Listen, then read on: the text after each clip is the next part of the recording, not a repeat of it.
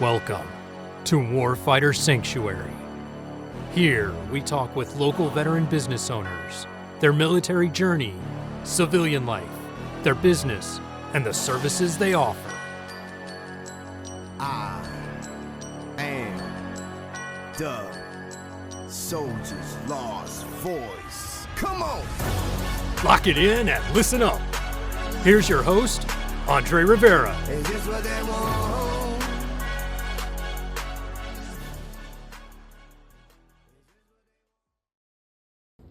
Welcome to the Warfighter Sanctuary podcast. I'm your host, André Rivera, and we are sponsored by the 501c3 nonprofit organization, the Veterans Resource Network, which is a nonprofit dedicated to veteran networking. And we have a directory over 70 veteran-owned and operated businesses here in South Florida. We interview these veteran businesses.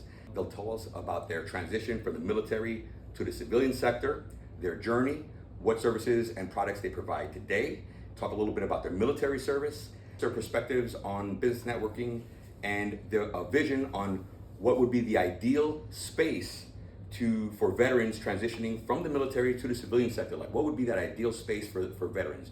And we'll talk a little bit about that at the end. I'm honored and privileged to introduce Waddick, who is a United States Marine and one of the pillars of our community here in South Florida.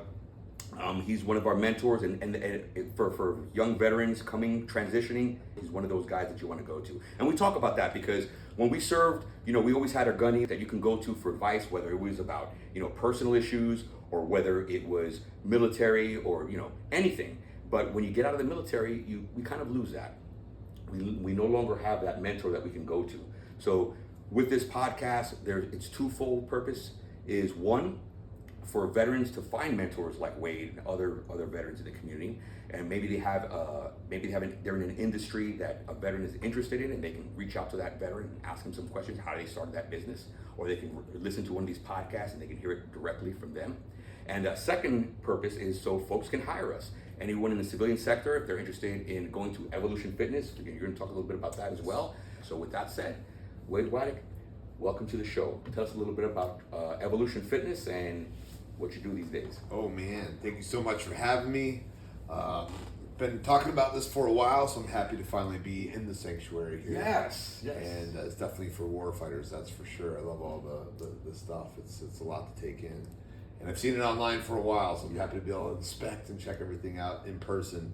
Like Andre said, Marine Corps veteran, served in the infantry with no combat experience, but got out in 2000, transitioned to Bally Total Fitness. You remember those clubs? Yeah, absolutely. Those. At that time, they had 420 clubs. To backtrack a little bit, though, we came back from a deployment, and you take the PFT in the infantry, and there's always some guys that don't hit that first class. And so one formation, like COs pissed off at staff, NCOs, they're pissed off at everyone else, and their solution was, we want a remedial physical training sergeant. I was the E5 at the time, so I was like, oh yeah, this motherfucker right here. Because in the infantry, people's lives are on the line. Absolutely. You need to be proficient at your job, but you also need to be physically fit to do it. And I took that shit very seriously, and so I put my hand up.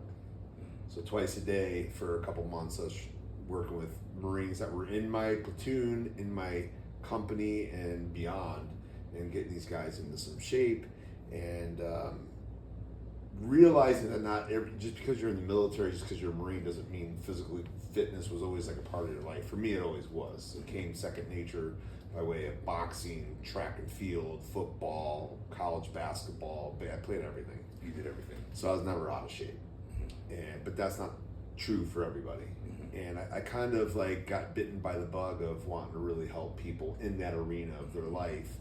And so when I transitioned out of the Marine Corps, I was already working on my certifications, and was still on terminal leave, walked into Bally's, had a USMC shirt on, and lo and behold, all the guys that worked there were Marines. And started up a conversation and hired me, and got hired there. Bally's at the time was 420 clubs. And like a Marine, I went through all their training protocols, and just, having a good chain of command there, I applied the information and knowledge that they're passed on to me, and being humble enough to say these are the people that are doing it successfully, modeled myself after those individuals. And about the second year I was there, I was a top 10 trainer in the country out of the 420 clubs every month based off of sales. Wow, nice. I was in 2001, I was doing like $16,000 a month in personal training sales, which was a lot, but I also had to service all that, which was brutal. Yeah.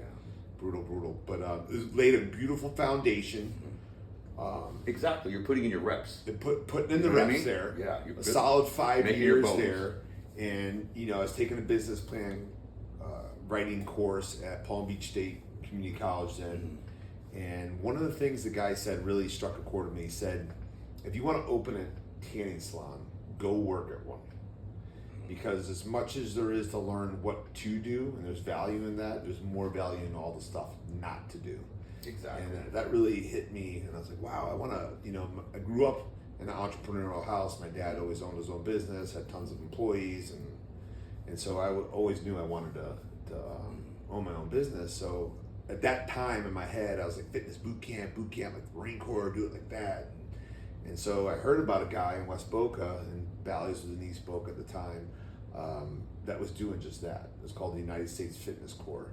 And I reached out to him, and he said, come try a class. This is basically the same thing I do now when I hire people. Come try a class, see what we do, and see if a good fit. you'd be a good fit. And he was a Navy vet. And so I'm 23 years old. I go out there, and we run down Glades Road. We sing cadence. And he's like, do you feel comfortable? And I was like, do you feel comfortable leading in side straddle hops? And I was like, absolutely. First exercise, we side straddle. Boom, we do it. And so we work out with these people. Starting position. All together. I'll count the cadence. You will count the repetition. And so we rock and roll for an hour, and it's so interesting now, being 48, that these people were probably in their mid 40s, and I thought they were old as shit. I'm 23. This guy just smoked these people for an hour. Wow. Like, there's Marines that wouldn't have made it through what this guy did. And so he brings me out front. He's like, wait, he's got the Marine Corps. He might be coming on board. Say a couple things. I just start crying. What? Like, I just start crying because, like, you get out and you transition and you miss the brotherhood and you miss that camaraderie. And although there were a couple Marines that worked at Bally's, we weren't tight. And we were all bit. One was operations, one was sales. I was a personal trainer, so we weren't like really hanging out. And I was like, this is what I'm missing. This is magic. This is the one piece Tribe. I'm missing. The tribe, I was hooked. I would have worked for that guy for fucking free for as long as I worked for him. And we wore shirts that said drill instructor on it, and screaming at people's faces, throwing water bottles, and it was like full on boot camp. Nice. And that gave me another interesting foundation in my journey. So I had 5 years under a big corporation. They run things very structured, very antiquated in some capacities, very innovative in other capacities. Then I went and worked for a mom and pop, thinking in my head, learn what to do, learn what not to do. So those two experiences, both were, one was 5 years and one was 4, gave me a great foundation when I opened the gym in 2009 and launched and pivoted away from the small box and opened my own place. And it was 2 very, very valuable lessons in the journey, the corporate end of it and then the smaller mom and pop. Because that's ultimately what I am, 3,000 square feet under air, and we're mom and pop. But it doesn't look like it. I mean, it looks like you like a giant franchise. Because we're utilized outside, and and I'm a good cameraman. Size matters, so things look a little bigger than they are. But that's fantastic. So you had to make your bones. You had nothing was handed to you. You had to go and learn. Just like you said, you got to do your reps. You got to do your reps. You got reps. Yep. I tell people that all the time. It's still today. We're blessed. We celebrated 15-year anniversary. We opened the day after the Super Bowl when the Cardinals played the Steelers. So 15 years through COVID, through all that. Awesome. Yeah. And still, it's a grind. It's a grind, but every day you got to put your reps in. Yep. Absolutely. And a lot of these folks have been there for a long time. We have some people that have been there for 15 years. I see similar faces, and I've been watching guys for years now. Yeah, we have some people that have been 15 years, and then a lot of them came over from that other facility, ironically, was going to move into the Valley building. And I was like, and my dad knew that I was miserable working for this guy. He was a Navy vet, no shot in the Navy, but it was a toxic work environment. There was a lot of promiscuous stuff going on. Gotcha. And his wife worked there, so it was like really awkward. And you know, my dad was like, "This is your opportunity to move."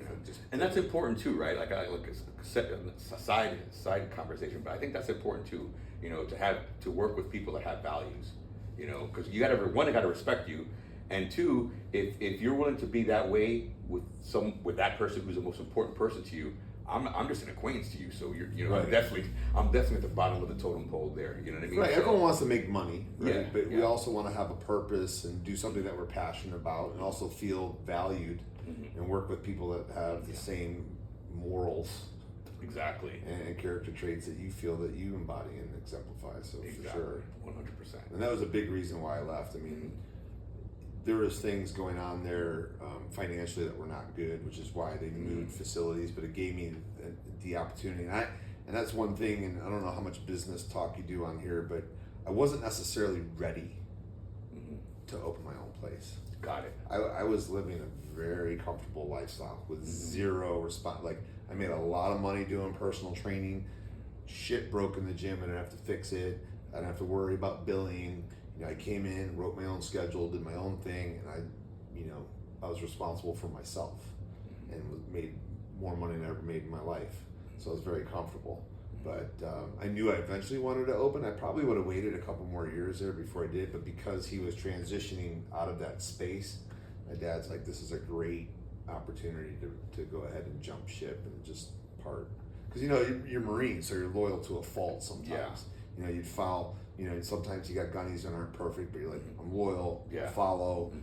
Exactly. Might not be the best decision in my life, but sometimes It's tough. It's not easy. It's not living that lifestyle of wanting to have values and being honorable. It's like, but it's not black and white. It can be really great. Sometimes. Yeah, and sometimes you feel selfish doing something for yourself versus the collective. But God willing, that everything worked out perfectly, and super blessed to celebrate 15 years. But I think a big part of that is the fact that people see our stuff, and you see everything online, and you see like, hey, this gym gives back, they make an impact. We don't just do stuff for veterans. We do stuff for breast cancer. We host anyone that's got a race coming up that wants to come promote it, and it's a nonprofit. We support it. We just collected a bunch of school supplies for the kids going back to school. Absolutely. So, our main mission is the veteran community, obviously. Yeah, of course, but it's you not give back, exclusive to. No, and that's awesome. I love that community, but that's a community you've built. That's why I say like when I say that like you're a pillar. I see you as a pillar of the veteran community down here. When people think of you, they think, hey, that's the guy that you. And I just had a phone call. I don't know. I should discuss it, I guess, completely. But I said, hey, I got the right guy coming. I go, I know some people. He knows some people. We're gonna help you. We're gonna figure out, what he's going through. He's a veteran right now. He's going through some stuff. Okay. And I'll tell you about that offline. But that's exactly what I'm talking about. That right there is that magic. Like I'm like, and he just called me in 30 minutes. I'm like, brother, I'm getting ready for this podcast. I go, but you know what? I got the right guy coming. Okay. And between me, I go, I'll give you a call in a couple of hours, and we'll get back to you. And go that right there. Actually, I'm glad we brought this up in the podcast, because that's right there is what I'm trying to capture. I'm trying to capture that for everybody, because everybody deserves that. So like when because he didn't know he called me. He called the wrong place for what he was asking. Right. Absolutely. And I always answer. I'm like, are you the right place? I'm like, I'm probably the wrong place, but you got the right person. Like I'm gonna guide you. I'll get you to the right, because 90% of the time it's the wrong. I never get a guy that goes, hey, I'm a veteran. I have a veteran business, and I want to join the Veterans Resource Network. Right. It's very rarely like that. It's usually someone's in trouble. Okay. And I have to guide them to the right people, which, So with that said, you were talking to you. I know you just hosted a women's self-defense. So that's another example. So you did the school supplies. You did the women's self-defense, which I love that, especially, in today's world, which is so dynamic and crazy a little bit. It's great that we have, not only, he's a former Air Force guy, but not only do we have someone with just tremendous wealth of knowledge, in that situational awareness, self-defense, Krav Maga, Jiu-Jitsu, all that stuff. But we have a lot of cops that come to the gym, and they help sell it. It's like, hey, I know we live in beautiful Boca Raton. Shit happens here all the time. Absolutely. Like, so tell them, Just the other day, right out here in West Boca, middle of the damn day, slammed her on the ground. We're behind Best Buy. Slammed her on the ground, took a purse. Everyone's like, oh, I didn't see that on the news. The other day, they went into Boca Town Center 2 Sundays ago, threw smoke bombs, Louis Vuitton, $200,000. They ran out of there. I didn't see that in the news because you won't see it in the news. Exactly. Doesn't mean it doesn't happen. It happens everywhere. I was just seeing a meme yesterday. They said that you'll notice that the news, they have it in different languages throughout the entire world. It's always free. It's always readily available. He goes, even water costs money. And he goes, if it's free, you know, maybe it's what they want to tell you, right? Because that costs a lot of money to tell you, to program you to think a certain way. That costs a lot of money. It's very expensive. I don't think they're just giving that for free. He was a CIA guy. He was like, I don't think they're giving that for free. Well, how funny, like you do a deep dive, not to get too far off topic, but back in the day they used to call it, what programs do you watch? Yeah. Now they just call it shows, but it used to be called programs. Because you're being programmed by what you watch, what you listen, what you read. Yes, 100%. Yeah. I'm programmed, but this is positive programming. No, it is. No, that's what I was looking at. I recognize a lot of the books, the 10X and the .com, and I recognize a lot of the books. So wait, when you now you said you learned it going through Bally's, you built a foundation from different perspectives, different styles of leadership, and then you created your own unique style of leading this business. But what were the challenges going from working for somebody to starting to like that one boom? Now I got to get an LLC. Like, who did you have a mentor to go to? Right, I've heard you talk about that on some of the podcasts, and a lot of it I did on my own. Gotcha. And I didn't have great mentorship, nor did I ask for it at that time. You know, still a little thick-headed Marine. Yeah. But I will share this with the audience. I shared this on another veteran podcast, and because we all have an ego, but I'm humble enough to. I think there's more value in some of your failures sometimes. Absolutely. Like, you know, we watch Instagram and PR this, PR that. Show that you didn't get the 315. Yeah. Show that you didn't. Yeah. You know, PR your race or whatever, because that's real. That's real. You know, you didn't bench press 315 without failing at you know, on your way there. So most of that stuff I did on my own. I was blessed that my brother gave me, like, I think about $10,000. One of my clients bought like a year's worth of sessions up front because I was not being responsible financially, making all that money. So I was 27, having a good time in South Florida as a single guy. There's a lot of pretty girls down here. A lot.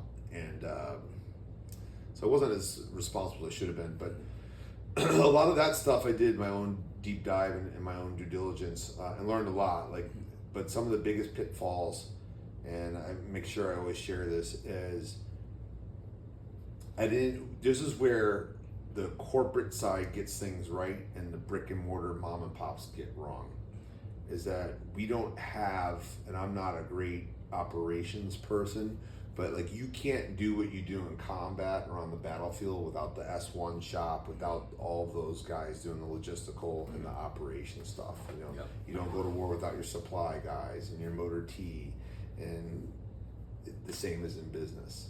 If you don't have systems in place, and that was one of my biggest pitfalls, is I didn't have Bally's, very corporate. This is how and like I said in the beginning, some of it is antiquated, and some of it is innovative because they're on the front lines of trying new things and new technologies.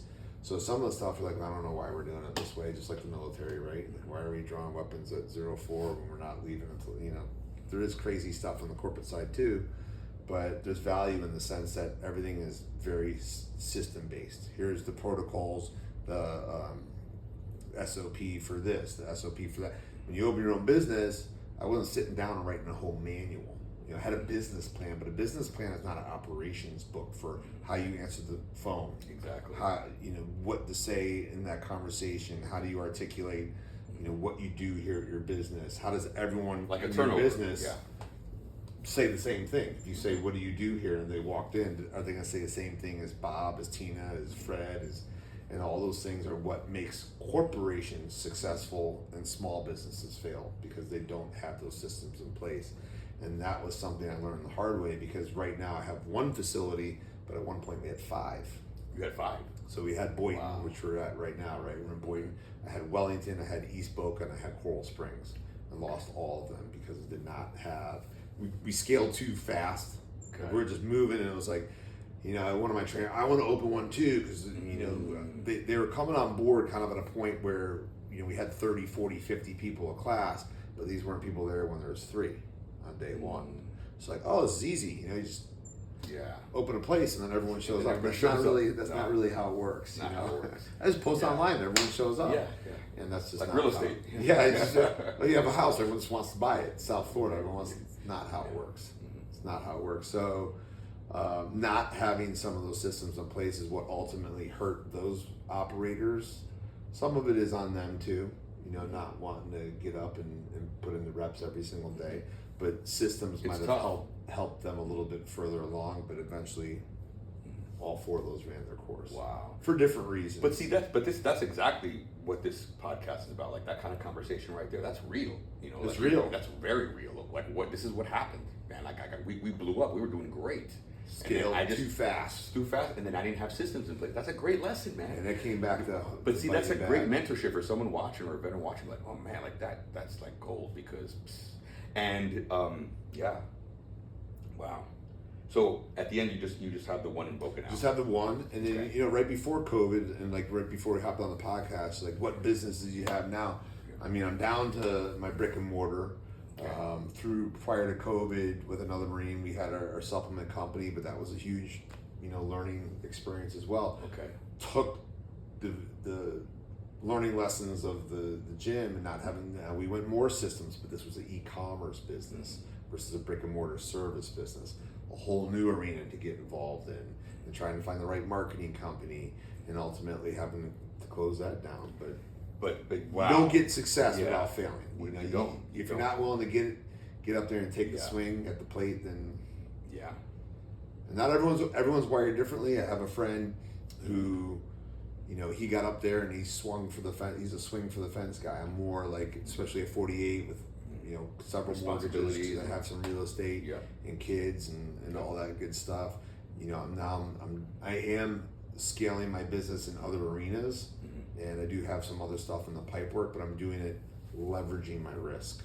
I don't want to expose myself. The supplement company was a bloodbath financially. Really was it? Wow. Because we just kept throwing more money at it, trying to get it, waiting for that one video to hit to blow up sales, and it's tough. It's hard. Yeah. And then it tests your resolve. How much are you willing to throw at it? How much are you willing to? Yeah. And that's where ego comes into play too. It's like, if I shut this down, I got no one to blame but myself. It's always easy. Because of the president, the economy. I mean, if you're good, you survive. I've been through how many different presidents, how many different economies. I opened right out of a bad economy, 2009. The eights when the real estate market was still suffering pretty bad. Oh, I know. People were hurting. Yeah, I bought in 06. Yeah, so I bought in 05. My home was worth like 1/3. Yeah. Like a few days later, it was so terrible. So I did too. I've seen all the movies on it. Have you seen the movies on how it happened? Yes. It gets me more pissed when I watch it. It's like, man, I'm having PTSD over the 2008 financial crisis. It was terrible. But it makes you who you are. Yeah, but you build, and you just start over again, man. You reinvent yourself. Which I've had to do a couple of times. Like we were talking before the podcast. We're gonna get into that. That's a long ass story, but you have to reinvent yourself a couple of times. And what you went through. You started. You learned the hard way. So I had a point here. That people. That's important to see that too, because veterans see that and they go, man, I want to open up a business because it sounds so easy and it sounds so cool. Like I don't want a boss. I don't like people telling me what to do. I go, are you kidding me? I worked for myself. I have people telling me what to do all the time, unfortunately. And so do you. I mean, even if you have your business, you have supplies, you have, clients, and you don't get to say the way the world is, And the other thing is you got to get good at things that you don't really want to get good at, like you were mentioning. Really good. The marketing. You were talking about the marketing. Really good. You were talking about accounting. You were talking about systems in place. And someone might be like, well, I just like to work out, man. I'm awesome at working out. I got big muscles. That's all I want to do. Exactly. Go be a trainer. But then, and it's, but it's hard because you're making that good money to take that leap and then say, hey, I'm just going to start my own business and try to do it myself. Yeah, Sunday night we went to the Hard Rock. We took the girls, it was part of their birthday gifts to Kane Brown, country artist, right? Okay. my first time at the Hard Rock for a concert, and I said to my fiance, I was like, look at all the fucking people working at this event. It's a lot to put. Kane Brown, you know, like the group fitness person, like the personal trainer, like the realtor, you're the artist, you're on stage, but that person doesn't exist on that stage without the manager, without the productions, without the lighting. There's so much that goes into it. And it's not just, you know, we live this lie, or we see this lie on social media, where it's like, wow, that guy's is not like that. You gotta be willing to put in the reps. And if you don't really love what you're trying to do, it's gonna be a really tough path. Yeah. I was listening to Rogan the other day. He said he texted to you, like, yeah, you're telling me. Yeah. Podcasted for 5 years before he made $1 off his podcast. And you told me that, which is awesome, because we had a little hiatus here with the Warfighter Sanctuary, because I was getting new computers, as you can see back here. Ooh, what's going on here? I'm getting make sure, yeah, we're good. Okay. We've got new computers, so I had a pause with the podcast, and you motivating me to continue, and that's important though. Having that because I look at that as mentorship. I'm a little older than you, but still, it's like you're as a business owner, and you're telling me some good advice. That happened to me the other day. I had an audition. I'm doing an audition. Yeah, I'm doing a little acting. And this one's in Spanish as a Spaniard accent. Okay. And I'm like, man, I can't do a but when I try to audition, I just, you know, because I'm casually, you know, at night, you know, I'm like, and I said, I can do a Spaniard accent, but then they call me out on it, and they sent me the actual thing. So I reach out to a Marine who's a director, TJ. He's been on the show. And I call, I go, hey man, and my message is like, hey man, I'm probably not gonna get it, but this is doing my reps. Yeah, you gotta do your reps. I feel like, you know, the more I audition, the better I get. Even if I don't get the position, it's like, hey, you know, I get the part. I'm like, all right, but I really worked hard for it. It took hours. It still sucks up hours, but I feel like I'm getting better. But he was like you. He's like, he says it. He was working. He calls me back sweating. He was like doing some manual labor type stuff right now. He calls me. He's like, hey, you can do it. Jennifer Lopez, when she got hired for Celine, she's a Puerto Rican from New York, and he went this whole thing. I'm like, man, that just motivated me. You know what I mean? Right. And sometimes we need that. You know, Absolutely. sometimes we need that just to hear, you know, from a fellow. It doesn't have to be a veteran, but I say veterans because that's our community. Right. But we need that. And, you know, I'm like, you know, that inspired me. And then you sent me that too, like, about the podcast. Don't quit. I'm like, I was never planning on quitting, but I'm glad. It's good to hear that too. You know what I mean? Heck yeah, and man. we need that, and that's what we're really trying to build here, like that, to have that community, so other people have that. Because I don't want to be the only. I already have that. I got great people in my community. I'm blessed to have you, to have TJs, to have all these different people in my community. And I'm like, man, I wish every freaking veteran in South Florida needs to have that too, that they can call someone. And for example, the phone call that I got earlier today, 30 minutes before you walked in, like that call, like that guy needs this. He doesn't have that. He's randomly calling people he doesn't know on the phone because he doesn't know where else to go. And that guy's stressed out. He's going through some stuff. And, you know, that's the solution that we're, you know, eventually, hopefully, we'll get to. But we get it when we own businesses, because if we're just like little nugs out here, we can't build these dreams that we want to help other veterans. So I always think, like, you know, we build a community of successful veteran businesses and folks like that, then we have more of an input on what we can actually do and realize versus just talking about it. You know? Right. You're not gonna help anyone if you're just a physical trainer that's making good money, single, you know, and just do it. Like, how are you gonna help the community? But when you're a business owner and you do your back to school and you do your local self-defense for females and you're doing your 5K DevilDog run, you know, all these things. Now you're giving back to the community because now you're in you have a platform and you have a position and you're a mentor in the community. And you can actually affect the veteran community. It's funny because actually August 1st of last year is when I started journaling for the first time. That's really good. And you can do that. I started journaling. I got to make some changes. I didn't have like a substance abuse problem, but like on the weekend, like a lot of Marines drinking, probably more than I should have. So we all have that issue. Cut out all the alcohol. Started journaling, got back to like, you know, stop listening to political shit, which so I don't know any of these people. It doesn't it keeps you in a bad mood all day long. I'm angry all freaking day. I know, me too. So I cut it out, and I started journaling every day. And the biggest thing was gratitude. So every single morning I go to the gym, 4:50, write 3 different affirmational things. I also say it as I take a cold shower, but I say I'm grateful for today. You know, I'm grateful for today.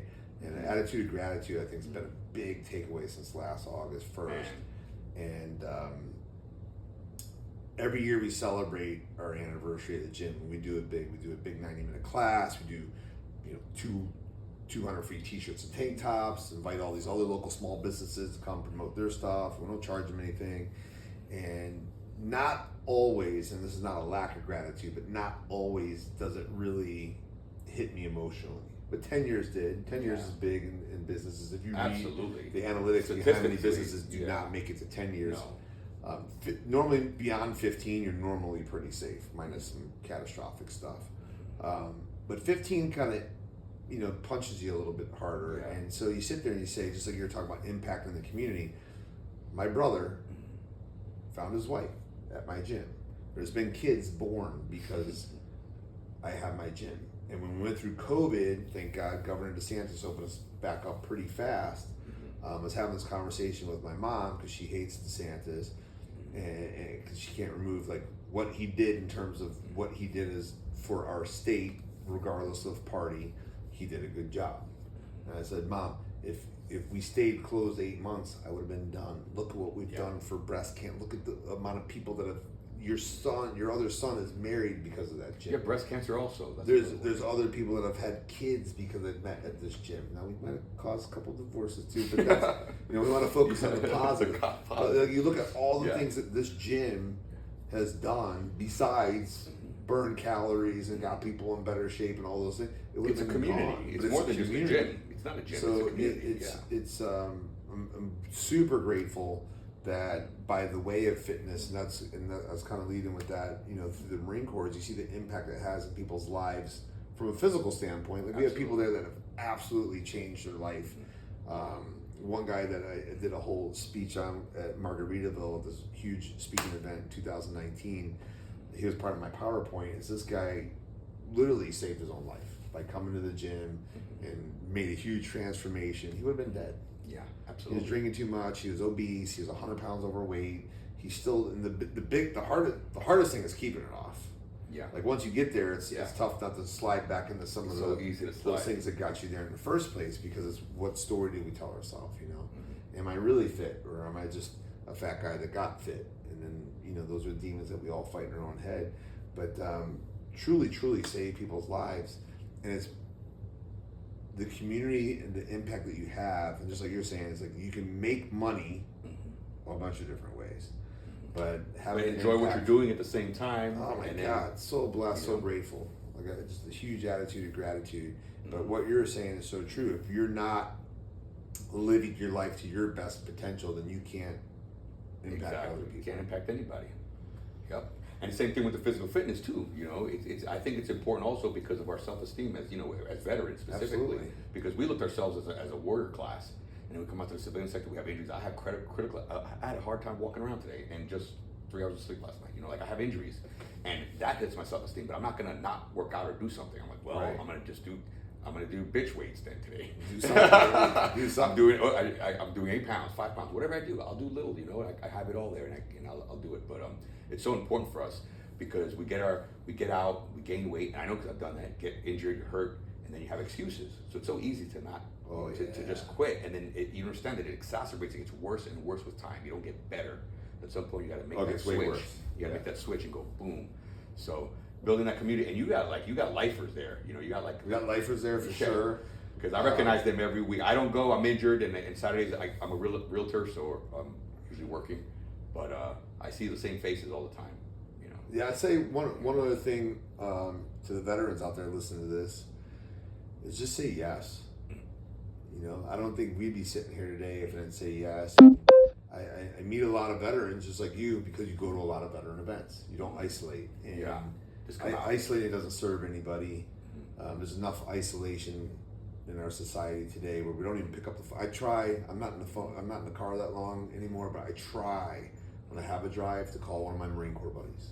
Yeah. We're seeing the highlight reels online, but is that really what's going on? Yeah. And then what I also notice is when I talk to my old buddies, is I tell them that like, hey, my one buddy I know struggled with alcohol a little bit.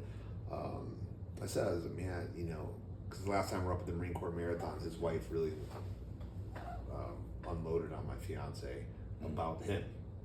He retired from the Marine Corps, great fucking guy, but You know, you retire from the Marine Corps. Your dad retired from the Marine Corps. Like, you grew up, you know, born in the bar, born in the bar. You know, a couple DUIs post service, and so it's funny because when you say, hey, you know, I was in a dark place, but you know, got my shit together and picked myself back up, and then all of a sudden they start sharing a little bit. Yeah. You know, when they're only seeing like a highlight reel, it's like, I don't want to tell you that, you know, I'm not good because I see that, you know, online everything looks great, but it's not always the case, you know. Exactly. You're seeing highlight reels, but say yes. I mean, even as awful financially as the supplement company took me, it was such a fun journey because we started a podcast and like I shared some of those people you should have on your show, and just met incredible people along the way. Then, you know, 2019 comes. It's like, hey, would you consider doing stand-up? I've never told a fucking joke in my life, but said yes. And then 4 months later, I'm opening for a Saturday Night Live. Former actor Chris Kattan at a sold-out fucking theater in Delray Beach, and literally behind stage shitting in my pants. Scary. It's like the 5th time I've ever walked out on stage. I did something like that, and I did a story like that. But all I was going to say is that's terrifying. The nerves are. I thought, you know, jumping out of an airplane was scary. I told people, I go, man, I don't know, man. I think I was more scared talking in front of like 40 people telling jokes like that. It's real because they're judging you. There's no, you know. Like I've briefed before. I briefed the Pentagon every 2 weeks when I used to work for the DoD, but that's different. Like, I know my shit. I'm an expert at what I'm talking about. But when you go up there to tell a joke, you're like, well, I'm not an expert. I'm hoping that you like my joke. We'll find out if I'm an expert or if I'm an amateur. You're about to let me know with your lack of laughs or your booze. So that's a lot tougher, man. That is terrifying. Yes. That wouldn't happen without saying yes. Yeah. We came out of COVID. We did a comedy show with the all veteran lineup for Connected Warriors and their Reverent Warriors. You just never know where it fucking leads, man. Yeah. I mean, that night I was on fire, and then there was a comedian in the crowd, Marine Corps comedian. He invited me the following weekend to go to Miami and do a show. I bombed terribly. So he saw me at my best. It was like, come down to Miami and open for us. You're great. Bombed. Like bomb. But that's a great experience either way.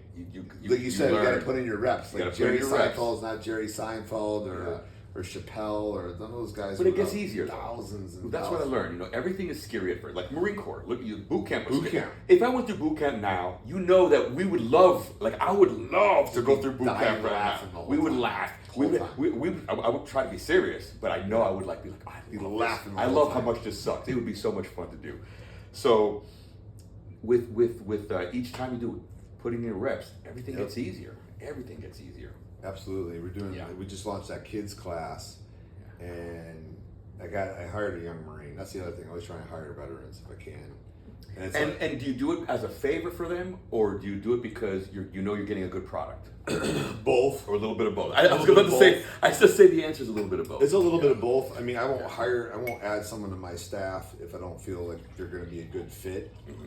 And I've yet to date had a bad experience with a veteran. With the veteran. It's worked out very, very well. Of course, vet them before bringing them on board. Of course, yeah. We have a young Marine. He's only been on the Marine Corps about 14 months. Wow. And he's doing... How many years? They have this skill... He did 4 years? He did 4 years in the infantry. They have that skill bridge program now. Yeah. Which I've heard a little bit about that. My fiance's son's on active duty right now. He's in 29 Palms. And I'm up his ass about getting into the skill bridge program because they'll allow you while you're on active duty to go and get vocational education. I love that. And then transition right into I love it. That's what we needed when we got out. Right. And then when they leave there, that's why I'm trying to build this Warfighter Sanctuary, because then they can go from wherever they're at to come here. Go get a job and all those things. Exactly. But it's worked out really well. But anyways, to your point, we launched that kids class, and so he doesn't have as many years, in fitness as I do, and it's like you want to do all these cool things. And I strategically post cooler looking exercises of my kids who are athletes doing some of that stuff to promote the class. But then when we get these kids in, we do very basic, and we stop them, and then we redo it again. And it's just like you said, you got to put in the reps, and maybe the first time you try it, it sucks really bad. And the first podcast you did is probably unwatchable when you go back to watch it. And Gary Vaynerchuk talks about that when he did Wine Library. He's like, I can't even watch the first podcast. Yeah. And we podcasted for almost 3 years. Wow. And I would like cringe. I would cringe when I'd watch like our first couple episodes. It was so bad, you know? But it got better. You know, it got better. Just like you said, you updated all your stuff. Your cameras get better. You get better. Your editing gets better. The product is better. But it doesn't happen without taking that first step and say, no, maybe no one listens to my fucking podcast. I don't know. We just keep putting in the reps. Putting in the reps. And I know that one day I'm going to see you on the silver screen like a real good freaking movie. Right. I'll be happy if I'm a stormtrooper that You shot. belong on the silver screen. Even when I watch you online, I'm like, the guy belongs in movies. We'll see, man. We'll see. I'd love to. I'd love to do something. Plus, I think I'm actually like my goal. Really, like this is my dream is to build this Warfighter Sanctuary. Like I'm not shit, man. Like I believe more than anything. Like this is what we need. Like this is a solution. I feel like I got the answer. Why doesn't everyone listen? Just give me $1 billion. We'll be good. But and if doing that helps me to do that, you know, if one thing helps me to do another, Right. Awesome. You know, in the meantime, I enjoy it. It's fun. But same thing, like I did it because I was doing YouTube videos for real estate, and I'm terrible in front of the camera. I was nervous as hell in front of the camera. So I said, you know what? Like jumping out of an airplane, I'm gonna do the scariest thing. You know, to get rid of my fear of heights, jump out of an airplane. Well, for this, I was like, I'm gonna audition for something, and I did. And like you said, you say yes. You know, you just take the risk. I did it. I auditioned. I got one part, and from that part, it's lit. And now I got 5 films. Short films, but films, films, and I'm getting better, and I'm getting my reps, and I'm gonna do a music video coming up. I'm not sure how big the artist is, but I'm just happy I'm gonna be in a music video. That's very cool. I was in a music video before. I played a bad guy. I kicked the door down, and I stole all the drugs. I do see you being a bad guy. I'm not trying to typecast you yet, but I do see I could you be a as good being guy. I could be a good guy. You are a good guy. That's why you're gonna make a great bad guy on camera. It's funny because one other thing I was just thinking about when we're discussing that is the movies. It was right there at the tip of my tongue and I lost it. We're talking about, I know that happens to me all the time, especially during here, because I start thinking about so many different things. And I try to learn to be quiet as the host. Like, I want to hear you. I don't want to hear me. Oh, I know what I was going to say. So it's interesting, like, my dad was in sales his whole life. He sold his business, but it was always sales. So I grew up in a household, not that he was around, and my parents got divorced at a funky age in my life, but from a very early age, it was Tony Robbins cassettes, and Zig Ziglar cassettes, and Jim Rohn cassettes, and then it was CDs when CDs came out. So that type of stuff was ingrained in me. I love listening to Zig Ziglar talk with a southern accent. Jim Rohn still, if you YouTube it, still a tremendous speaker. And Tony Robbins, I've seen live, he's unbelievable. But those things always influenced me, but I never saw myself speaking, right? And then I opened the gym. And then we launched this 90-day transformation program that really was like a kind of a catalyst to set us apart from the other gyms, right? But it forced me to speak in front of people. And every single time we launch, I'd almost black out. I was so fucking nervous. Really? Like I'd I'd always make People sure. don't think that. They don't think that we get nervous. Like I would always make sure I stand next to something so I could hold on. Like I remember the second But this is time good we for people launched, to hear. I grabbed like the Smith machine because I literally thought I was gonna black out. Yeah. And then a decade later, I'm at Margaritaville emceeing a professional speaker conference. Wow. Like they asked me. It wasn't like my name's on a list for people. Well, actually, when we went to Robin's event, she asked you to be a speaker. That night. Yeah. Like, hey, why don't you introduce me? I was like, but that's light years ahead of that day when you're holding onto the Smith machine Right. for dear life with a kung fu grip. You know what I mean? Leaving and your I don't even fingerprints. know what I'm introducing her. I'm like, I don't even really understand what the conference is, but sure. But you just say yes. It gets better with reps. So you know what? Fuck it. I'll go up on just stage try it. and do it. Yeah. And it doesn't happen without saying yes, and it doesn't happen without making yourself a little vulnerable. And like everything you talk about, mentorship and just reaching out to people. And I gave André positive reinforcement. I gave André some, man, if you get Rudy Reyes on, who's really, his story blow you away, and his energy is like, he makes you look docile. Like Rudy's unbelievable. But all these people say yes because if you're listening to the show, you obviously want to help yourself because you're listening to the show. So you either want to help yourself personally, professionally, spiritually, however. Just reach out to people that are doing what you want in life because people say yes. Yeah. We never had any.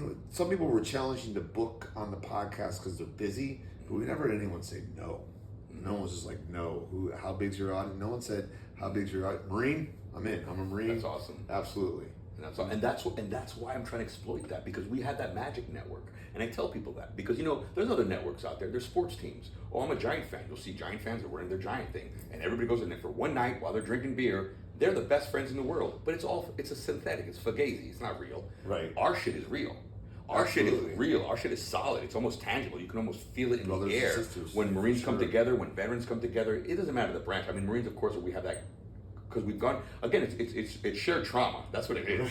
Marines have the most trauma because our boot camps are worse and we have the craziest people there. So we have that tighter bond. But of course, other units have that as well, like within the Army and the other. Absolutely. They have that unit cohesion. But Marines just have it, I feel like, the biggest. It's like you could be admin, you could be whatever. If you're a Marine and you meet another Marine, like it's like, boom, you are good. You're good. We're brothers and sisters. Yep.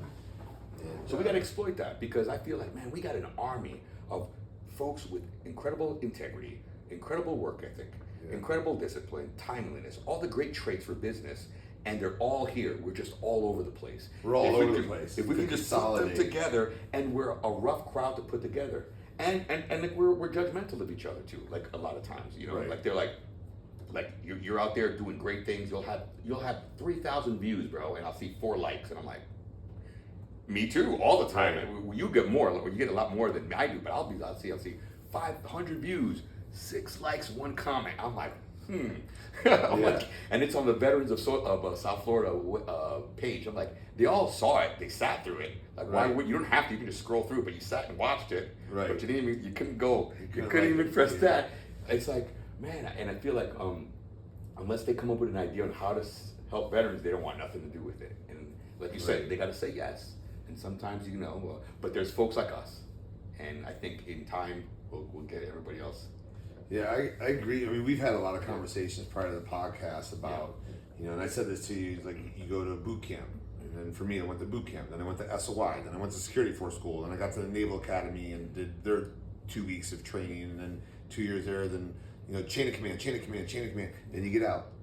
Yeah. Where's my chain of command? No chain of command. Go to the VA. No guidance. Oh. Very sad, take pills. Very sad, take pills. Now I'm sad and I drink alcohol. Now it's just I also don't feel like it's necessarily the Marine Corps' job to then get you job placement and post. If you leave Home Depot, it's not Home Depot's job to get you a job somewhere else.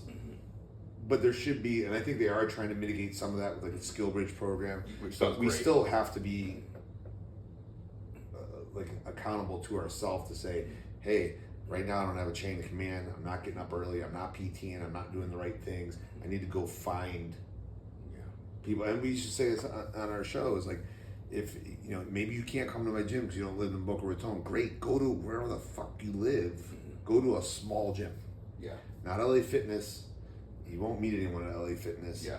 You won't meet anyone in 11th. Go to a small gym where they do group classes because you're probably going to find some other veterans there and instantaneously have that connection. Yep. It's like, oh man, it really sucked when I first got here too, and we hadn't worked out since Army days, and it sucked, and they'll be right there with you cheering you on, and you want to be around like-minded people. Yeah, yeah. Right? So on that note, exactly. So when we talk about that transition, it's like the jiu-jitsu, very similar community also. Jiu-jitsu, very similar community, because it's just a few folks, and you're wrestling, get really intimate. I mean, sometimes balls to the face, intimate, but you're here wrestling with everybody, and at the end there, we would call it like, what is it, mental jiu-jitsu afterwards, where we're just sitting there talking, and it was just a couple of veterans just hanging out. It would be everybody, but usually a couple of veterans would hang out behind, and I'm like, right, and I go, man, that's that magic, man, that's that tribe. That helps. That helps so much, and it's not fake, and it can't be forced. Like I said, we can't have a crisis center. Can you imagine? Veteran crisis center. It's like no one's gonna go there unless they're looking for trying to get something, or they're really really jacked up. Right. Instead, but see the people that are that's the other thing. When you're really depressed, the worst thing to do is keep talking about how depressed you are. Right. And that's what we do.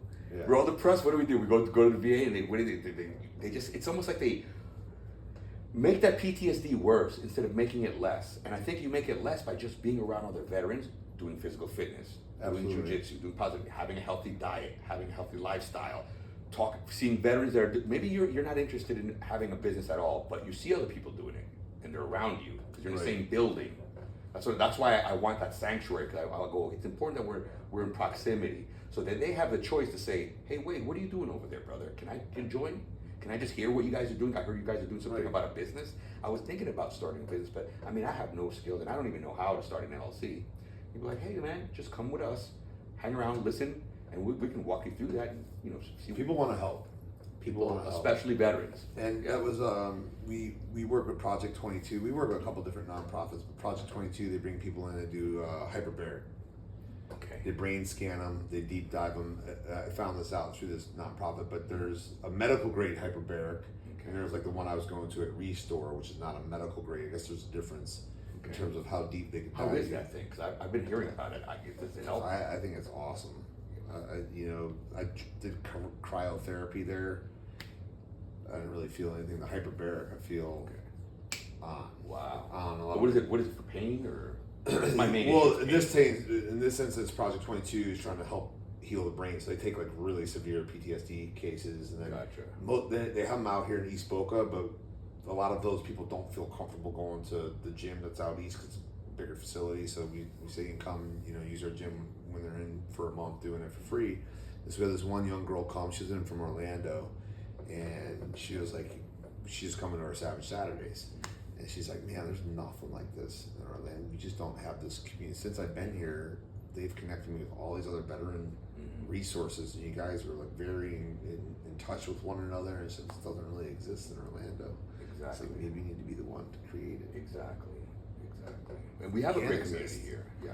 I think we started our Savage Saturday class. It's 0930 if you're local. Every Saturday it's free. And it started because Kelsey DeSantis wanted to start training with us to do some training for her. She's a professional fighter. She used to be Amanda Nunez's sparring partner. Wow. She's a Marine Corps veteran. She's a Marine Corps veteran. Yes, I want to have her. A great podcast guest. Absolutely. Really, really interesting young lady, and a total badass. And she was like, I want to start coming, do some. So we started working out like 4 Marines every single Saturday, and then we're like, why don't we just, we're doing like just cross conditioning. We're not doing like a specific training program for Kelsey. I was like, would you be cool if we just rolled it out to other veterans? She's like, yeah, it'd be awesome. And since then, we grew it. We kept it on through COVID. We caught a lot of shit through doing it through COVID. But at that time, we had someone from another nonprofit bringing guys that were in the halfway houses and really struggling with addiction. The last thing you tell those fucking people to do is isolate. No, it's the worst. Isolate while you're battling your addiction issues. Yes. So we had like 40 dudes out there in the middle of COVID. People drive by videotaping because everything we do is outside. Like, fuck these people, man. Tell these people to isolate. They're gonna put a bullet in their own head. Absolutely. And then we grew, and just like you're saying, it's like we got an 84-year-old retired Army veteran. He cannot do the rigors of the workout that we do. A lot of them have injuries. We had another guy that was coming to us that was shot 3 times through his leg at the same halo surgery that Alex Smith had, the quarterback. His leg's all mangled to shit, and he can't push the sled and flip the tire. He just comes and we school circle, say name, branch of service, anything veteran related, and then afterwards, like that class is at 9:30 in the morning. Sometimes I'll come home 1 in the afternoon. My fiance's like, "Oh, did you guys go to lunch today?" Nope. Saturday to 10, shot the shit for 4 hours. Because that's what it's about. Yeah. We're doing a video shoot Friday with 3 of those guys from that group because we're taking over the Veteran of South Florida Forum. So you can see a whole new leadership change there. And we're going to try and grow that page to it's at 3,600. We want to grow it to 4,000.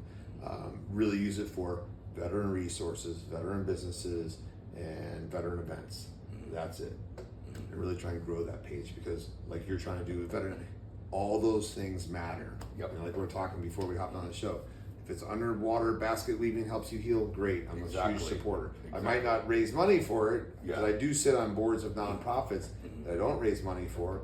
I raise money for the Wounded Veteran Relief Fund because if you can't pay your bills, you don't care about free scuba diving, skydiving, none of that shit matters if you can't pay your bills. Exactly. And that's what I always say. No, I'm glad you said that because that's the thing. Like I think all those things are great. They all are great. All are awesome. There's nothing that isn't good. But at the end of the day, if we have to do triage and we have to do prioritize, it's like, hey, I know this veteran, what he really needs is to pay his rent. What he really needs is to pay his groceries, Right. have his fuel. Once that's squared away, then health, well, health is all part of that, but then prioritize what's important. Right. And if you can get a ride on a boat for the weekend, I'm sure that's going to help his mental health. Great. But it's a lot more important. I mean, who cares if he rides the boat Bills for are free still due. if Tuesday's homeless, Right. And that's what I'm getting at, so. It's interesting because I think I said this to you when we talked a couple of weeks ago, but a couple of months ago. It's ironically an Air Force veteran, really good dude. He's like, when you're in the Marine Corps, you're institutionalized. I never heard that term before about time and service. And really, it's the same in all the branches. You're institutionalized, and the only other people, we didn't go this direction in the conversation, but I started thinking about that. I was like, he's really right. He's really right. And then when you get out, the only other people in this country that are institutionalized are inmates. When they get out of jail, they have a parole officer on the other side. We have nothing. That's a good point. We have fucking nothing. That's a good point. There's no. I never even When thought you get of out, that. André Rivera. Hey, okay. Yeah. Do you have a job? No. Okay, that's a fucking problem. Do you have a place to live? No. Okay, that's a. What are we gonna do with this guy? Yeah. And there's nothing on the other side. We have no chain of command, no gunny, like you were talking about before. No gunny, no first sergeant, no staff sergeant, no one to turn to other than your family. And a lot of listen, man, if you're living in an ivory tower, you don't join the fucking Marine Corps. Let's be honest. Yeah. How many people you meet from Princeton, Yeah. Yale, 0.0, broken homes, Yeah. option to end up in fucking prison or go do something with their life. And we chose the right path. We chose the Marine Corps, and the Marine Corps is fucked up in its ways too, but it was transformative in others, right? Yeah, very transformative. So we made that choice, and not often when we get out do we have those ivory towers to go back to because we didn't come from those type of households. So we don't want to go back to those homes. So, that and with, like your vision in conjunction with someone that's there, and we kind of talked about that too, that's there, we're here, go check into this place. It's the Warfighter Sanctuary, and they're all over the fucking country. Yes. And you can get free internet there. If you need to eat, there's some food there. Even the software. There's people there. There's people there. There's, for example, like right now, like we're talking about that. Any business you have, whatever business you use, doesn't matter. You're going to need accounting. You're going to need social media presence. There's veterans that do all of that. Exactly, but there's commonalities there. Like it's like no matter what business, whatever business, you could. Well, I'm into firearms. Okay, whatever. Well, you're going to need a website. You're going to need social media. So which means you're going to need marketing, and you're going to need accounting. So these are common things that everybody's doing, and they're not sexy things. They're not fun things. They're not things that drove us with They're that not passion. posting on social media about it. Yeah, but those are things. Today I went to my accountant. Yeah, I went to my accountant. Next post. But, exactly, but those are important things. Those are all part of the things. So where do you learn that? Where is that going to give you that when you get out of the military? Like, how do you know what's the next thing you do? And that's the problem. You get out and you're like, well, I got college money, so what's the first thing to do? They go to college so they can get their BAH, Right, and they yeah, get some income while they're figuring out what to do. Then they get a degree. It's like, oh, this degree sucks. It's not useful for anything.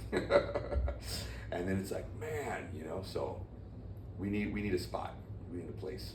I mean, I did plan on going to college when I got out, but I didn't have anyone saying. Yeah. Like I remember checking out the CO, and he's like, "Why don't you want to re-enlist?" And I was like, "Man, Camp Lejeune back then, and Yeah. 98 to 2000, it was really." Well, it's coming out now. The water. Now it's all coming out. Yeah. So like, I didn't get out, but there's no one. He said, "What are you gonna do?" They're gonna go to college. He didn't say, "Are you enrolled in college?" No one asked me if I was enrolled. I never enrolled. Wow. I took that business plan writing class I was talking about, but I never went back to college. I'm going back now thanks to the vocational rehab program. Great program. but, So there's great programs out there. Yeah. But again, like I would have never known about it had I not done Savage Saturday. Yeah. And all these veterans that come on Saturday Exactly. take advantage of these programs. Exactly. I didn't know about it. But and a lot of the things that comes up brings up a good point. A lot of these great resources that veterans have, we find out through word of mouth. Through other veterans. That's why Not a veteran- website. Well, that's what I'm trying to do. That's why veteran. But I'm in my infancy stage. I Right. got 70 businesses. I need like a million. But I have 70 businesses right now. You're one of them. And that's what we're trying to do, like one place so you can find resources, you can connect with other veterans. I mean, my vision for that directory is to be a lot bigger. Originally, the vision was not just a directory online, it's lower hanging fruit, but it's supposed to be the sanctuary. It's supposed to be like in a virtual space. for people to connect. I think there's room for it, man. Those Yeah. VFWs got to shift into something else. They have to You shift know, into something else because I mean they're just not meeting our requirements. You know, it's just they're just out of touch with today's warfighter, and suicide is getting just worse. I mean, just it keeps the crisis, the suicide. It's only going to get worse, and this is a shot. I'll take the shot at everyone younger listening to this, and I'll take the shot at our own generation. But we've just gotten softer and softer and softer, us included. Yeah. You know, we did something really cool for my parents. We hired a professional videographer. I'd say now, because it's like 10 years ago, you used to do it on your iPhone, but cool keepsake. We interviewed our parents. And it was like, I didn't know half the shit that my dad was telling me, because my dad, from 10 on, I never really saw my dad. And so we interviewed him anyways, and I went through a lot of healing with all that crap. But anyways, long story short, my dad's 81. You don't take into account that the household he grew up in was influenced, not that he lived through it, but his dad lived through the Great Depression. Yeah. So my dad, one of 5 boys, my Aunt Mary, all 5 boys shared one room. Wow. Aunt Mary had her own room, one bathroom. Wow. My mom has one of 5 kids, so 7 lived in the house. And we were talking about that the other day. She's like, do you remember how many bathrooms were in your grandmother's house? Like, no, she said, 1 fucking bathroom for 7 people. We live a book where it told these kids all have their own rooms, all have their own bathrooms. So generation to generation, we've gotten softer and softer. So to your point, I only see suicide going up. Yeah. Yep. Because and the more we talk about disconnected. it, and we keep talking about it too much too. I think That's we're the other over. thing. It's like we're overexposing 100%. veterans with suicide. I mean, I think I'm convinced there's veterans that weren't suicidal, now they are because of all the influence. You know, like I don't disagree at all. You're depressed. You have anxiety. Here, take these pills, and you go to the VA for help. Like I don't go to the VA for help for the war. I mean, I don't have trauma from I have collateral damage is what bothers me, right? But I don't talk to anybody about it. I go, well, why don't you? There's the VA program, but because I know what's going to happen. I'm going to go there. I'm going to go through this rim row. You know, there's this whole thing, a gauntlet. And at the end, it's not really useful stuff. You know, they're not. It's not like the movies. Like I thought talking to someone was like the movies, where they really listen and talk to you. Like, oh well, I think you're going through this. You know, oh, I think we should try this. That's not how it is. It's like they get a checklist. It's almost like a McDonald's, like you're going through a franchise. It's like you're going through a car inspection or They ask an you a oil question, change. they turn to their like module. oil change. They're like working their module. Their module. Yeah. They're like, okay, did you ask this? They're like, it's almost like Idiocracy. Remember when the guy checks? It's so bad. Did you ever see the movie Idiocracy? Yes. When he checks into the hospital and they just have like it's like a McDonald's with That's pictures, what it's like. with pictures, and they're like, he's got a knife in his head. They're like, big, and that's how they come up with the solutions because that's how it is at the VA. So guess what? So you have this big population of veterans that have PTSD and have problems, but they're not getting those problems. They're not getting therapy for those problems. Right. I'm not. I just deal with it, you know. And I'm not taking pills for it because I don't want to take any pills or anything. I just have to deal with it. Yeah, we went shooting the other day at the range, Vietnam tunnel rat. Oh man. Right, I got the hold. He commandeered a Russian sniper rifle when he was over there. Got to shoot it. It's pretty badass. Nice. But super high functioning. You know, his daughter comes to the gym. She's a member. And he was down from Mount Dora. It was in Mount Dora. Okay. And you know, he has his moments where he suffers. He doesn't go. He's not. And they actually denied his fucking claim. He's got no disability. Oh my. Because they're like, you're not a. He said, do you have addiction or alcohol? No, I don't drink. Not that he's sober, he just doesn't drink. Yeah. And he answered no to like a lot of these questions, but he still has sometimes he has nightmares. Yeah. Sometimes, but he's not wallowing in his pity party. Yeah. He's high functioning. He just lost his wife, which is why he's been coming down a little bit more to see his daughter. Yeah. But he's not to say that he doesn't suffer. He just doesn't go and talk about. And it's subconscious. So we got to feeds into it. Exactly. You don't want to feed into it, but it's a weird balance. Like for example, I don't go through the day and think and go, oh man, I remember that. Now, it is safe. If I sit here and start thinking about it, I can get sad, but I don't go around thinking of that at all.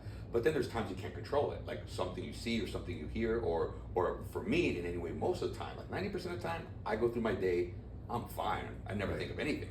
But then I'm sleeping. I can't control when I'm sleeping. I'll wake up and I'll have scratches in my face. And I guess when I have things, like I go like that a lot, and I'll have like a scratch, and that's how I'll know. That's why I'm always like trimming my fingernails. How would you feel if every day you got up and you read a sadness book and thought about all that sad shit all day? Exactly. I tell people that all the time. I go, you got to get it. Again, so what helps you with that? Before this podcast, I was telling you, I was in a very bad time in my life. Tragedy struck my life. My life was upside down. Everything that could go wrong, like a perfect storm of everything going wrong. My girlfriend left me for an Air Force, a meteorologist, basically a weatherman. You know, I'm here airborne thinking I'm badass. Like, nope, you got to be a weatherman. I should have been a weatherman. Everything that happened, like that could happen. And the one thing, and I'm not the only person. I have a good friend, Aaron Williamson. Same thing with him. Like, he went through a hard time after Iraq. And the one thing that I had was like fitness, and that's the fundamentals from being a Marine. And I was like, I'm just gonna get up every freaking day and go to the gym. And I lost weight and I get healthy, and it was mental. It wasn't about looks. I didn't care about how I looked. I was just suffering. I was hurt, and I didn't know what to do. And alcohol wasn't fixing it. Alcohol would work while I was drinking. Right. But then the next day, for like the next 3 days, I'm suffering. Right. And eventually, logic, you're doing this to yourself, but it's like you get stuck in this cycle. So you just keep drinking, and you're worse off. And I go, okay, cold turkey, boom, I'm not drinking. 2, I'm running every day, or PT or treadmill in my case. Walk, do whatever you do. Whatever you can. Exactly. Bicycle, bicycle. I can't run, I can't walk. I do a bike.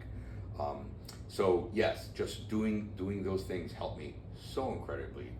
And sometimes you don't have that motivation to do it. But what if you see 3-4 Marines doing it every day?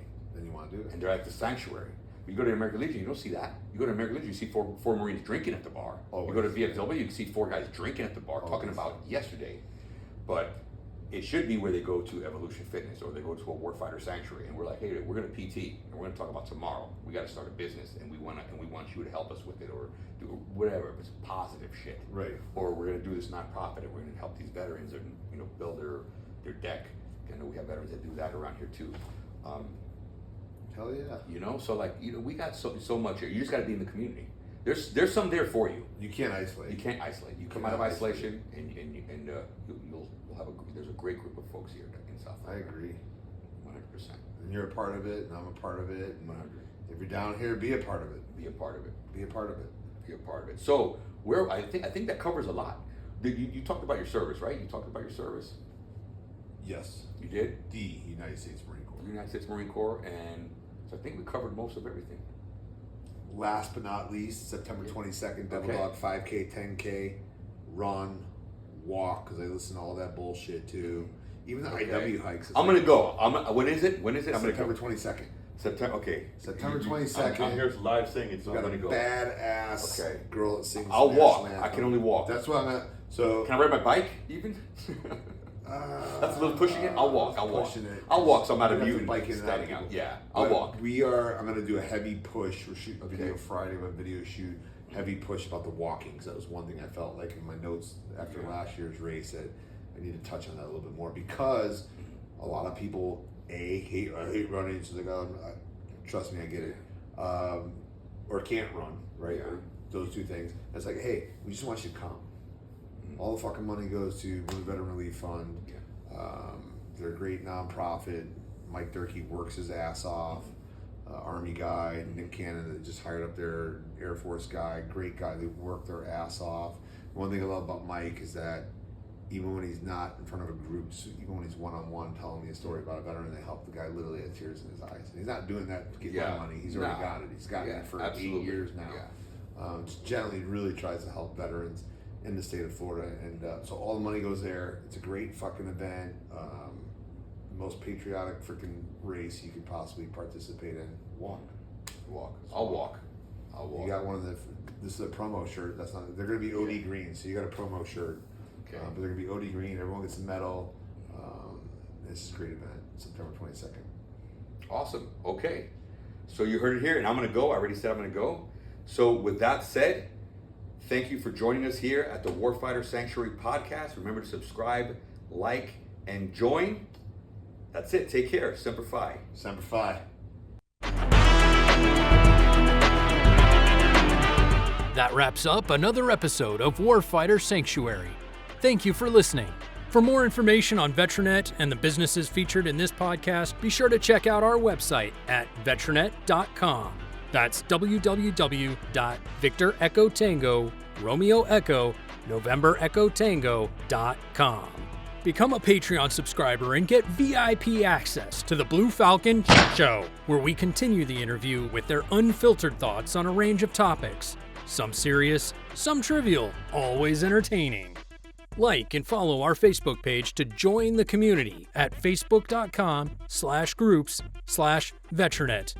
Intro music provided by Army veteran Sabo of NSA Entertainment. Post-show music provided by Marine veteran Justin Martin of JLM Entertainment. Voiceover provided by Marine veteran Mark Denstead of voicedbymark.com. Until next time, remember, hiring a veteran is thanking a veteran. Thank you for your support.